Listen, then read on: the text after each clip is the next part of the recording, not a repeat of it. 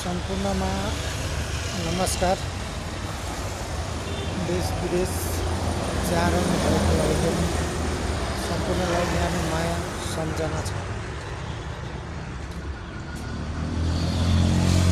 मैले आजसम्म कसैलाई सामाजिक सञ्जालमा कल म्यासेज अथवा कुनै पनि कारणले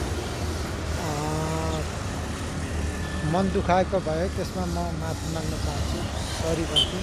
र कसैलाई त्यस्तो चित्त दुखाइ छ भने मैले त्यस्तो गल्ती गरेको छ, मैले त्यस्तो कानुनीलाई मिचेर मैले कुनै गल्ती गरेको छ भने मलाई कानुनको सजाय दिलाइदिनु होला कसैले पनि। मैले आजसम्म सायद त्यस्तो गरे जस्तो त लाग्दैन। मैले यो उमेर हुँदै गर्दा म यो शान्ति देश गौतम बुद्धले आर्जिएको अथवा गौतम बुद्धले शान्ति फैलाएको देशमा बसेको छु। तर त्यसो भन्दै गर्दा शान्ति देशमा बसेको छु भन्दै गर्दा पनि अशान्ति नै अशान्तिले मचिएको, जन्जिरले एकदम छिया कसैलाई शान्ति छैन। न कर्मचारी दाजुभाइलाई शान्ति छ, न किसान दाजुभाइलाई शान्ति छ, न विदेशीलाई शान्ति छ, कसैलाई पनि शान्ति छैन। उहाँ गौतम बुद्धले आज हामीलाई के भनेर सराप्दै हुनुहुन्छ होला, माथिबाट हेर्दै गर्दा के भन्दै गर्नुहुन्छ होला, यो देशलाई अन्याय भयो भनेर भन्दै गर्नुहुन्छ होला। तर हाम्रो देशका नेताहरू रत्तिभर पनि एउटा पापको डर छैन, एउटा कुनै केहीको डर छैन, केहीको पनि डर छैन। एउटा कम्तीमा भगवान् गौतम बुद्ध पशुपतिनाथलाई सम्झेर थोरै डर राखेर मैले मर्नुपर्छ, यो जुनीमा मैले यो देशलाई केही दिएर गएँ भने मेरो पछिसम्म नाम रहन्छ भनेर फटामा नाम दिलाउनु र सच्चा व्यक्तिमा नाम दिलाउनुमा आकाश र जमिनको फरक छ। त्यसैले नेताहरूले अरूलाई लान्छना लाउँदै गर्दा आफूले पनि खोरमा ढुङ्गा हालेपछि त्यो उछिटेर आफूलाई पनि लाग्छ भन्ने त्यो महसुस गर्नुपर्छ कसैले पनि। त्यसैले यो देशमा भएको बेथिरीलाई चिर्नको लागि, यो देशमा भएको सम्पूर्ण जुन यो अस्तव्यस्त नेपाल भएको अवस्थामा कसैलाई शान्ति छैन। यस्तो अवस्थामा हामी सम्पूर्ण युवाहरू एकजुट हुनुपर्छ। ठुला भाषण गरेर ठुल्ठुला सुशासनका कुरा गरेर मात्र हुँदैन। हाम्रो प्रधानमन्त्रीले जस्तो केरुङ काग रेल पानी जहाज भनेर भत्ता छुटाएर देशलाई कङ्गाल बनाए जस्तो अलिक हुँदैन होला कि त्यस्तो नगरौँ। हाम्रो आदरणीय ठुल्ठुला नेतागणहरूले पनि त्यस्तो झुट्टा आश्वासन जनतामाथि भ्रम फैलाउने काम नगरौँ, सच्चामा भ्रम फैलाउँ, राम्रो गरौँ, देशलाई सुशासनतिर लैजाउँ। युवाहरू विदेश जान्छन्, मजदुरी हो जान, उहाँहरूलाई पनि त जानलाई एउटा सहज वातावरण बनाइदिनु पऱ्यो नि त। हजुरहरूले ठुल्ठुला नेतागणहरूले त्यो रिमिटेन्स हामीलाई आउँछ भनेर उहाँहरूलाई पनि सुविधा दिनुहोस्।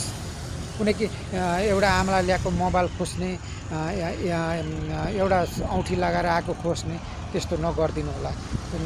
त्यो त्यो रिमिटेन्सले चलेको छ मेरो देश भन्ने लाग्छ भनेदेखि उहाँहरूलाई पनि थोरै सेवा सुविधाहरू हजुरहरूले दिलाइदिनु हुन म अनुरोध गर्दछु।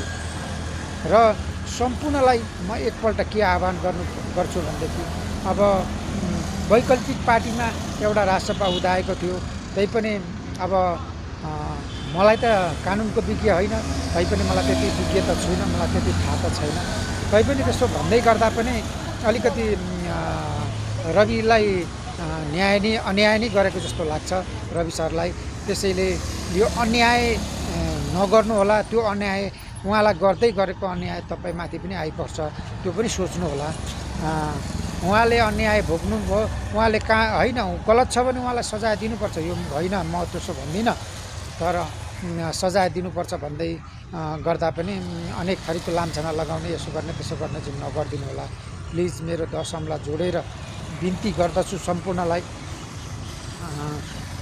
देश बनाउनको लागि अब हजुरहरूको घर दैलोमा म यो बुद्धको मोठ मन्दिरमा बसेर हजुरहरूको घर दैलोमा आएको छ राष्ट्रिय स्वतन्त्र पार्टी।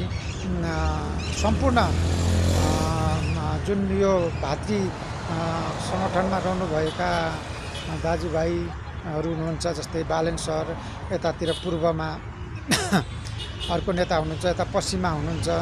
त्यस्तै गरेर सम्पूर्ण यो जुन यो स्वतन्त्र पार्टी भनेर उठ्नुभएको उम्मेदवारहरू सम्पूर्णलाई आबद्ध हुनलाई, एकजुट हुनलाई आह्वान गर्दै यो गौतम बुद्ध शान्ति मातृभूमिलाई शान्ति नै राखिदिन हुन सम्पूर्ण ठुला नेतागणहरूलाई आग्रह गर्दछु र सम्पूर्ण कर्मचारीहरूलाई पनि दबाब दुःख नदिनु होला। उहाँहरू पनि आफ्नो मजदुरी छ, मजदुरीको कारणले गर्दा जागिर खानुभएको छ। त्यसैले सम्पूर्ण दाजुभाइलाई मेरो यही विनम्र अनुरोध गर्दै राष्ट्रिय स्वतन्त्र पार्टीमा एकजुट आबद्ध भइदिन हुनलाई सम्पूर्णलाई यो गौतम बुद्धलाई साँची राखेर भ्रष्टाचार ले थाहा पाएसम्म कसैलाई गर्न पनि दिन्न, गर्दा पनि गर्दिनँ। यो गौतम बुद्धलाई साँची राखेर हाम्रो पार्टीले गर्ने पनि छैन भन्दै प्रतिबद्धता जनाउँदै यहाँहरू समक्ष बिदा हुन्छु। फेरि पनि कसैलाई पनि मैले सामाजिक सञ्जालद्वारा मन दुखाएको भए मलाई कल म्यासेज अथवा मलाई कानुनको सजाय दिनुहोला भन्दै म यहाँहरूबाट बिदा हुन्छु। हस्त। जय देश, जय राष्ट्रपा, जय गणतन्त्र।